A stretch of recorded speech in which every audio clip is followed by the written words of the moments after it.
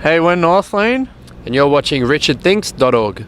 Hey everybody, this is Richard of richardthinks.org. Today we're at an Empire in Springfield, Virginia. I'm actually very honored to have two guys from Northlane here on their first North American tour. How you guys doing today?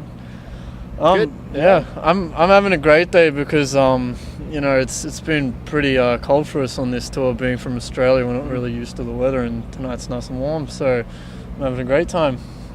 Now let's just do a little bit warm up questions here, just to get to know each other a bit.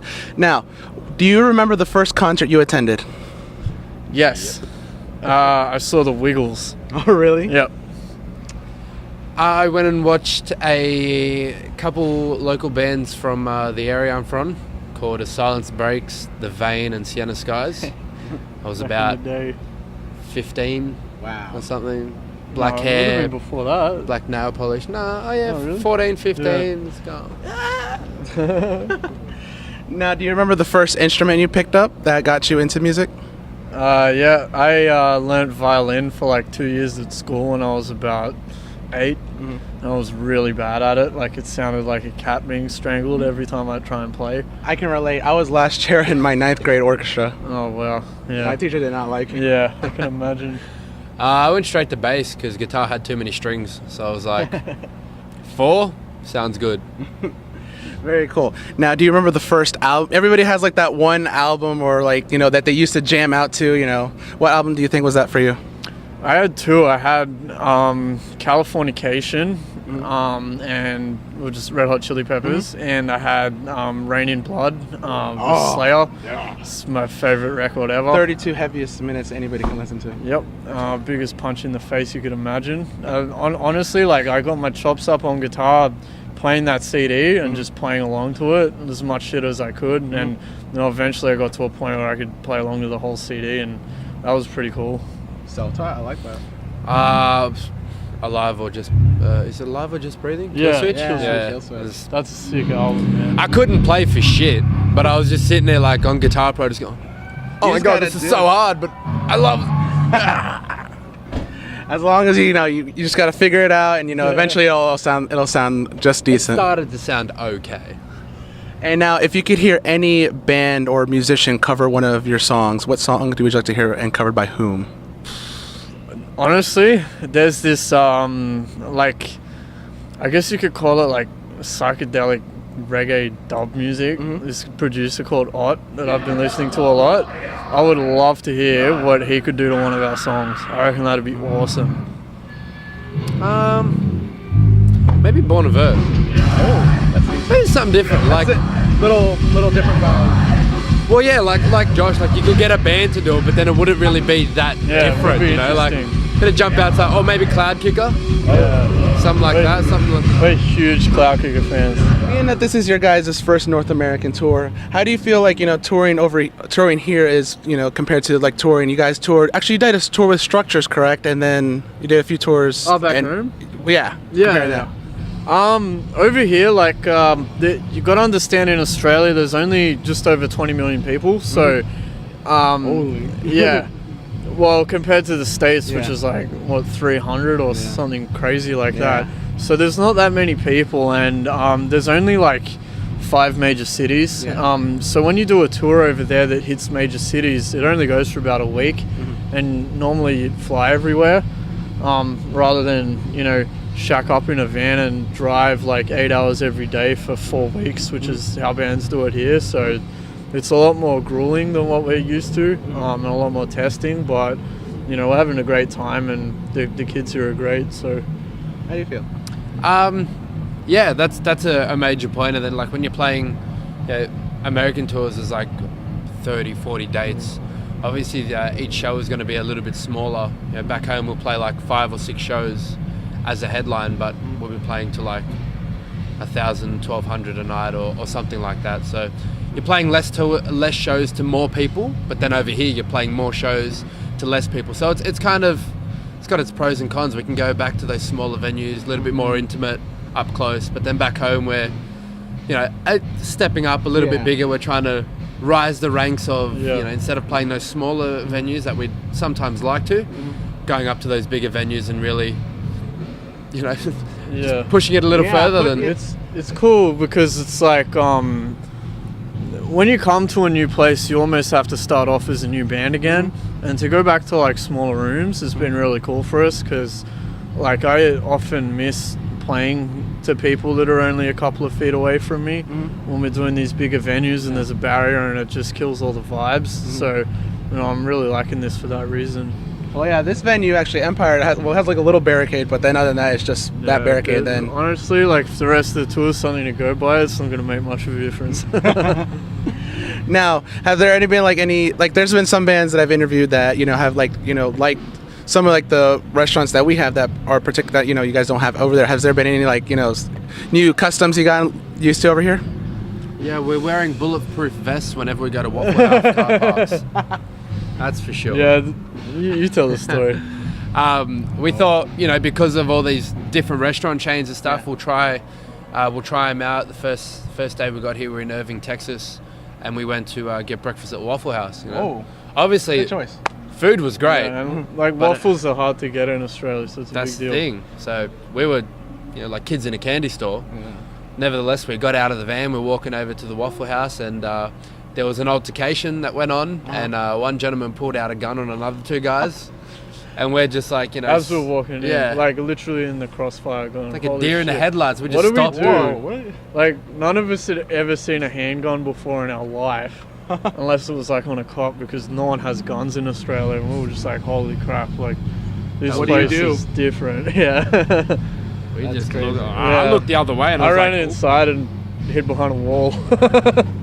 Oh my god. Well, that's America for you, I guess. They I don't know. Sometimes you just walk, and that stuff happens a lot here too, unfortunately, but it happens everywhere. I think like you get accustomed to where you live and you learn how to be sort of street smart around like where you're from. But traveling around, you often find yourself in situations that you don't really want to be in, because sometimes you're a bit oblivious to what's going on because you're not from there, you know? You just like don't know, is this normal? We fell into that trap on the first day. So Waffle House, is that like the band's restaurant? Like, you try to see? Yeah, well, it's cheap, so. Oh yeah, there's nothing wrong with cheap though. Waste not, want not. Oh, we love IHOP. Yeah, IHOP that was good this morning. Yeah. I like Sonic. Chipotle, motherfucker. Yeah, Chipotle. There's one actually 10 minutes away from here. Well, I know what I'm eating for dinner. Are they open after 10? I heard they closed or something. It's open until 10. It's open until 10, but maybe not 10. Oh, you're here?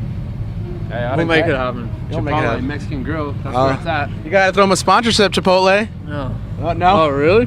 Throw them a sponsorship. Next thing you guys know, you guys will be the first band to get like their own line of burritos or burritable.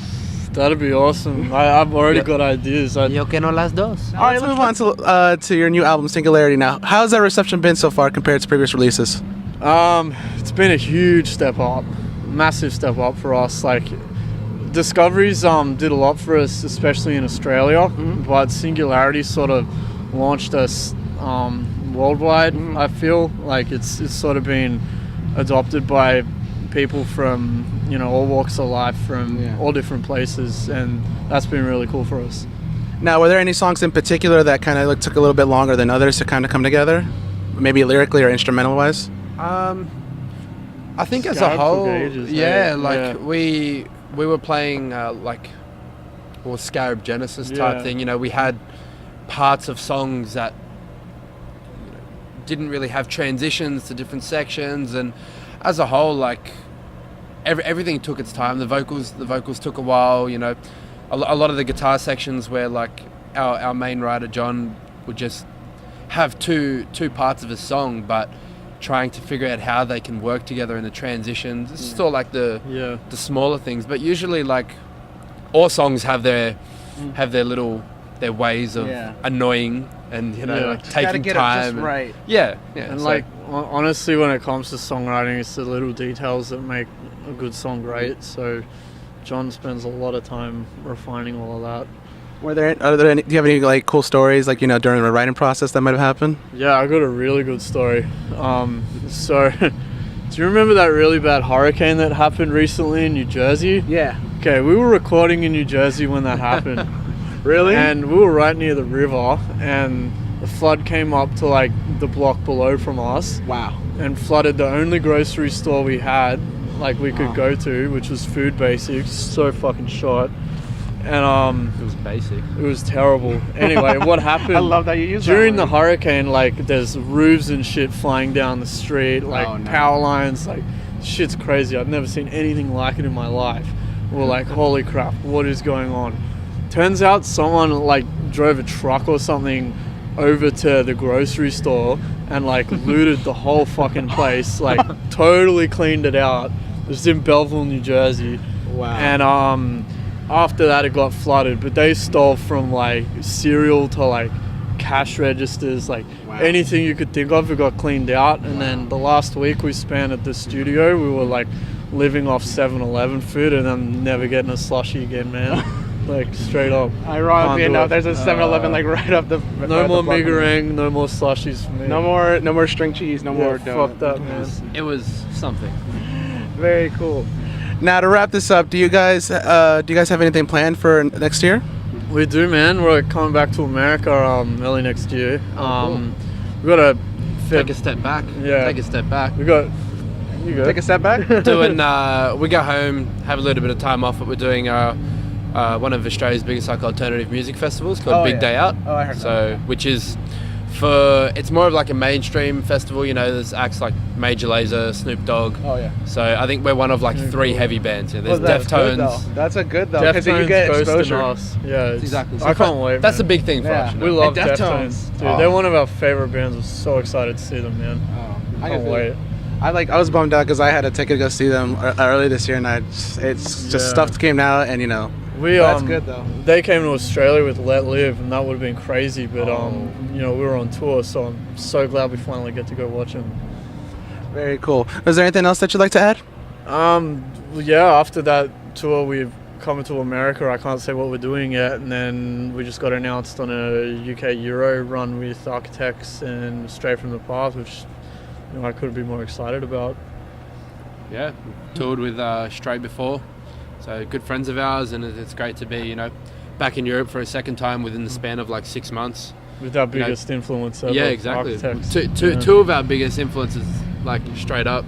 So it'll be good. But what do you think, Richard? Yeah. What do I think? What do you think about Northlane? I think you guys are great. Actually, my cameraman over here was the one that told me about you guys. He was like, you should check it out. Well, he didn't really say it, but he just vaguely posted music all the time, and I looked at it and I was like, let me check it out. What do you think about the Australian accent? I love it. You love I wish it? I could have an accent, Can unfortunately. have you ever impersonated it before? No, I can't try. I don't even want to try. Let me try. I'll give you a run. I'll give you a phrase and you have to say it. All right. G'day, mate. What's going on? G'day, mate. What's going on? That's terrible. Yeah, I that's, know. G'day, it's mate. all about the A. Hey. There Hey. we go. Good day, You're mate. like Canadian. Yeah, that's close Good enough. day, mate. That was alright. G'day, mate. Good day, mate. G'day, mate. Or like, Close enough. I've interviewed the Amity Affliction and Tonight Alive, and so like their accents get I pick up the accents, and then sometimes they'll throw it off. What? I said, Joel's got a pretty bogan accent. Yeah. It's funny coming over here because I just go into places to order food and people just look at me blankly. They're like, what? They'll be like, what? I'm like, I'm sorry, I got a thick accent. I'm not from here. Oh, I thought you just talk funny. Where are you from? Where are you from? Are you Canadian? What? You from England? England? You always No. get that. Oh, it's not as bad as what I got. They usually think I'm like Middle Eastern, and I'm Oh, really? actually Hispanic. Oh. Or they'll be like, it's even worse. Like I'm actually from here. Yep. But my parents are, from Central America, and they're like, Oh, and they cool. can tell right away when I go down there. Oh, you're not from here. So I kind of get what you say about that. Yeah, totally, dude. Totally. ¿Qué pasa, señor? No sé qué pasó vos. I don't know anymore. You know what? We're trying to learn Spanish because I think I said before we got Spanish-speaking girlfriends, and They gotta teach you. we're really bad at it. You know how hard it is to go to like your girlfriend's parents' house and everyone's speaking Spanish, and I'm sitting there going, Yeah, you just laugh when everyone laughs. awkward. "Can you pretend translate, know. bub? Translate." Yeah. What's going on? What is it? Are they talking about me? Yeah, they'll be Well, did I do something bad? I'm sorry. and it's like about something totally unrelated, and you think they're laughing at you. Yeah, it's pretty funny.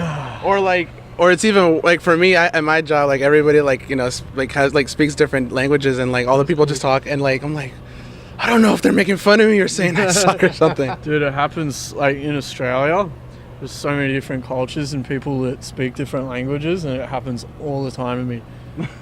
All the time. You walk down the street, go to like a shopping center or something, and there's just like it's cool though because Asian, Hispanic, American, English, Middle Eastern, European, all in the one thing. It's cool though because that's Australia. Like, there's not many Spanish people in Australia or Spanish-speaking people. So once I get a grasp of the language, then me and my girlfriend can like, talk about people, and they'll have no idea. She should teach you. It's like she should teach you. I took 2 years of Spanish in high school. Oh, cool, man. Yeah, once you get down like the basic stuff, and then you just move on to like but like there's a lot of phrases that's easy to learn really quickly. I nearly learned La Cucaracha. That was good. That's a good song. Yeah. Well, very cool, guys. Thank you guys so much for taking the time to talk with me. No, that's cool, man. Northlane, richardthanks.org, and we will see you later.